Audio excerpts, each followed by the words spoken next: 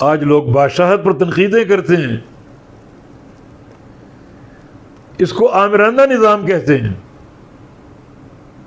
اور بادشاہت کے مقابلے میں جمہوریت کے چیمپئن بنتے ہیں، حالانکہ سب سے بڑا فتنہ جمہوری نظام ہے۔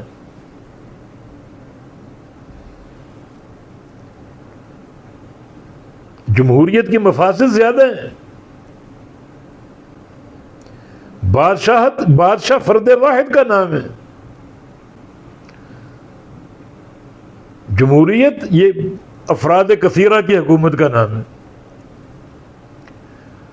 فرد واحد اگر کھاتے میں تو کتنا کھائے گا، اس کے مقابلے میں افراد کثیرہ وہ کتنا کھائیں گے، کتنی زیادتیاں کریں گے۔ اور اس فرد واحد کو اللہ تعالیٰ اگر ہدایت دے دے، استقامت دے دے، تو وہ خلیفہ بن جاتا ہے۔ کہ جمہوریت میں ممکن ہے یہ؟ پوری پارٹی اگر مفاسد کی طرف ہے تو ان مفاسد پر قائم ہے۔ اور اللہ نے اپنے نبیوں کو بادشاہت دی، تو یہ نظام برا کیسے ہو سکتا ہے؟ داؤد علیہ السلام بادشاہ، سلیمان علیہ السلام بادشاہ، طالوت جو جالوت کا مقابلہ کرنے والا وہ بادشاہ۔ یہ نظام اگر غلط ہوتا تو اللہ نے کیوں دیا؟ تو لوگ بادشاہت کو ڈکٹیٹرشپ، آمریت کہتے ہیں، اس کے مقابلے میں جمہوریت کی تعریف کرتے ہیں۔ سارے فتنوں کی آماج گاہ ہے یہ، ساری شرارتوں کا مرکز ہے یہ۔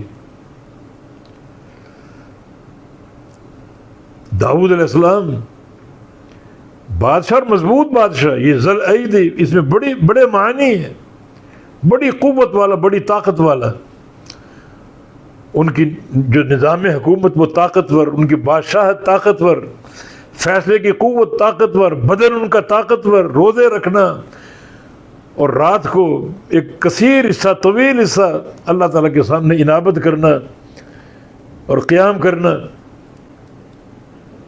یہ داؤد علیہ السلام۔ اور اللہ تعالیٰ نے ان کو تلاوت کی ایک قوت اور حسن عطا فرمایا تھا۔ جب کلام الرحمن پڑھتے تو پہاڑ بھی ساتھ تسبیح میں شامل ہو جاتے، اوپر پرندے اڑ رہے ہوتے رک جاتے اور داؤد علیہ السلام کے ارد گرد بیٹھ جاتے آ کر، ان کے کلام کو سنتے اور ان کے ساتھ تسبیح کرتے۔